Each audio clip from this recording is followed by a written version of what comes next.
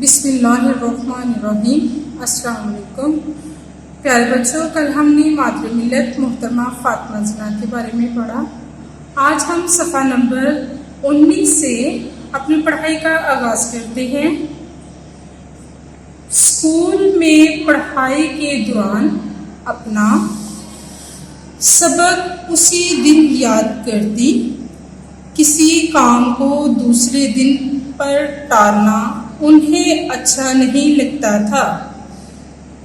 کسی کام کو دوسرے دن پر ڈالنا یا چھوڑنا انہیں اچھا نہیں لگتا تھا۔ وہ صفائی کا خاص خیال رکھتی تھی، وہ پاکیزگی کا خاص خیال رکھتی تھی۔ مادر ملت محترمہ فاطمہ جناح کو بچوں سے بہت پیار تھا۔ مادر ملت محترمہ فاطمہ جناح کو بچوں سے بہت محبت انس تھا۔ 25 جون 1949 کو انہوں نے پاکستان کے بچوں کے نام ایک پیغام میں کہا، تم ہماری سب سے بڑی دولت اور زندہ قوم کا عزیز ترین سرمایہ ہو۔ عزیز ترین سب سے پیارا سرمایہ دولت ہو۔ اسکول میں ہو یا گھر پر اطاعت، فرما برداری، حکم ماننا، کہنا ماننا اور نظم و ضبط، قاعدہ یا قانون کی پابندی کرنا کو اپنا شعار بناؤ۔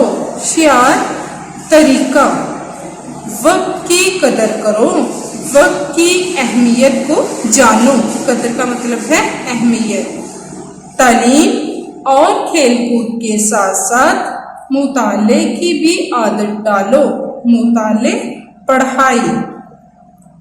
مادر ملت محترمہ فاطمہ جناح کا 9 جولائی 1967 کو کراچی میں انتقال ہوا۔ اللہ کو پیاری ہو گئی، یعنی وفات پا گئی۔ ان کی یاد ہمارے دلوں میں ہمیشہ زندہ رہے گی، ہمیشہ سدا ہر وقت زندہ رہے گی۔ پیارے بچوں، اب ہم الفاظ معنی پڑھتے ہیں۔ عزیز ترین، سب سے پیارا، سرمایہ، دولت، اطاعت، فرما برداری، نظم و ضبط، قاعدہ، قانون کی پابندی، شعار، طریقہ، مطالعہ، پڑھائی، انتقال، وفات پا جانا، ہمیشہ، سدا۔ پیارے بچوں، اب ہم سوالات پڑھتے ہیں۔ کل ہم نے سوال نمبر 1 اور سوال نمبر 2 پڑھا تھا۔ آج ہم سوال نمبر 3 پڑھیں گے۔ سوال نمبر 3 ہے، محترمہ فاطمہ جناح کہاں پیدا ہوئی؟ جواب ہے، محترمہ فاطمہ جناح کراچی میں پیدا ہوئی۔